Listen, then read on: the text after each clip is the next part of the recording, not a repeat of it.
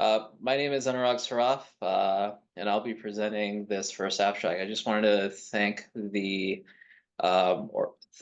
conference and the organization team for allowing me and my collaborators to be able to present this abstract. I do remember first presenting a work in progress of this abstract in one of the first ROECSG I was able to attend, and it's nice to be able to finally present the final analysis of this project. These are my disclosures. So background, formalized mentorship, as many in this conference know, in academic medicine is linked to elevated career trajectories and sustained positive impact on patient care. A previous needs-based assessment that was presented earlier at ASTRO this last year found teaching of mentorship skills is lacking among radiation oncology training programs. So we hypothesized that the implementation of a resident mentorship curriculum combined with an innovative resident medical student mentoring initiative will actively enhance resident experience and overall career development. Oops. So our methods were, this was a multi-institutional perspective phase 2 intervention study that enrolled participants from different institutions that were part of the ROECSG GME working group from April 2022 to October 2023, over 2 academic years, essentially.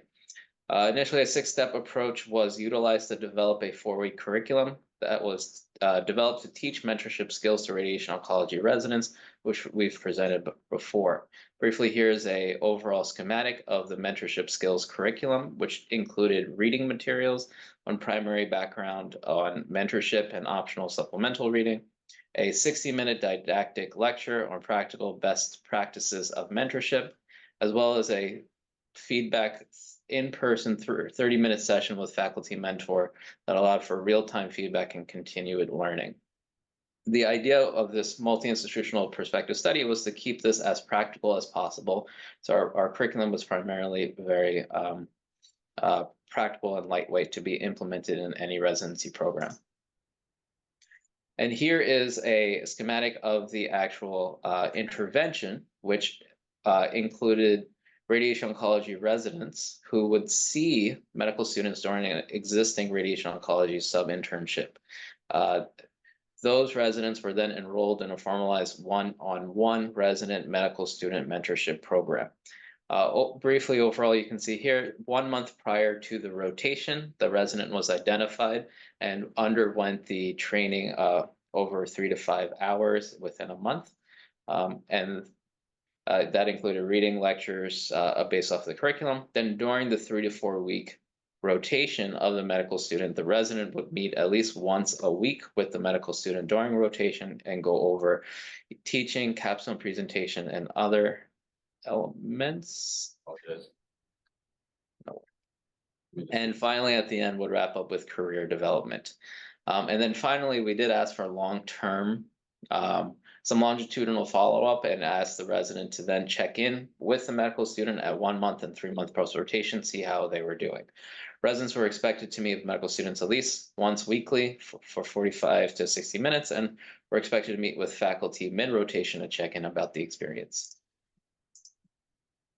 The primary assessment in the study was utilizing the previously validated mentorship competency assessment.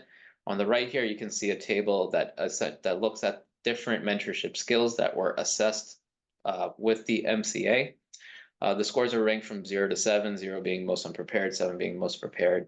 And the primary endpoint was an average change in MCA skill from pre-intervention to post-intervention survey. So essentially scores were ranged from -7 to +7 based on just subtracting the post and pre-surveys. And here are our results. So overall, we had 27 participants, and 22 of the 27 completed pre and post surveys. Overall, they span from a range of different resident years. They were primarily female. They primarily came from residencies that were greater than 10 residents total. And most did not have prior formal teaching or mentorship experience. 80% of the residents completed 2 of the 3 curriculum components, which just suggests how difficult it can be to introduce curriculum into an already existing busy residency curriculum. And on average, residents met with medical students about twice a week, and on average about 2.3 hours per week overall. But certainly more than the expected minimum amount. As far as our primary endpoint of change in MCA, we found that every single mentorship skill had increased post-intervention from pre-intervention. On the left here is the mentorship skills that had the greatest improvement, and on the right are the lowest improvement. So the greatest improvement for residents who completed the curriculum as well as the program included helping their medical student mentee negotiate a path to professional independence, coordinating effectively with their other mentors, helping their mentees network effectively, setting clear expectations of the relationship, and employing strategies to enhance knowledge and abilities. The least changes were still positive, but overall the least improvements were establishing a relationship based on trust, providing constructive feedback, identifying different communication styles, active listening, and aligning with expectations. Just looking at the baseline scores, what we find is actually the highest scores post-study included acknowledging mentees' professional contributions, active listening, establishing a relationship on trust, helping mentees develop strategies to meet goals, and building mentees' confidences. So amongst these scores that were already high, what we found is that some of these were already high at baseline, and residents felt very comfortable with certain skills, versus others, for example, helping mentees develop strategies to meet goals. Here, the fourth element, we can see that pre-study, it was actually very low, and post-study, it improved significantly. It was one of, if I go to the previous slide, it was one of the areas of greatest improvement. So we see this skill specifically were one of the skills that actually improved and had a very high score at the end. As far as the lowest scores you can see here, these were the mentor skills that radiation oncology residents did not feel as confident in.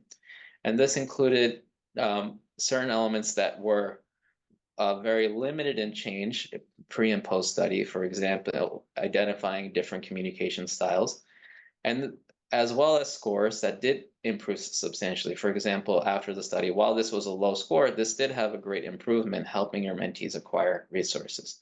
So certainly there's a lot of data here that we were able to capture, and I think we hope to be able to use this to further strengthen the curriculum overall. Finally, as far as the curriculum experience itself, during the intervention, we found that most residents found different components of the curriculum helpful. Primarily, we found that the faculty check-in was the greatest amount of help for residents on this study while mentoring residents. We found that reading and lectures were less helpful, and here you can see the average score and distribution. After the program, for the other endpoints, we found that residents felt confident in being future mentors to students. Overall well-being was positively impacted, and mentorship relations were positively impacted. So in conclusion, we find that a formalized mentorship program over multi-institutional can impart mentorship skills to radiation oncology trainees and positively impact the resident well-being and mentoring relationships. And future studies should assess how unique strengths of medical residents can optimally be included and utilized in student mentorship networks. Our future directions include ideally a mixed method follow-up study with qualitative research to further investigate specific themes, such as which of the least prepared skills can be further reinforced in mentorship curriculum, and which of the most prepared or most improved skills after the curriculum can residents take a more active role within mentorship networks, as well as hopefully we like to go back and assess the medical student experience with residents as mentors. Just want to thank the different groups that helped this study, including the GME Working Group and the ARO Education Committee, as well as the collaborators that were able to help open up this multi-institutional prospective education study at all of these different institutions. And that's it.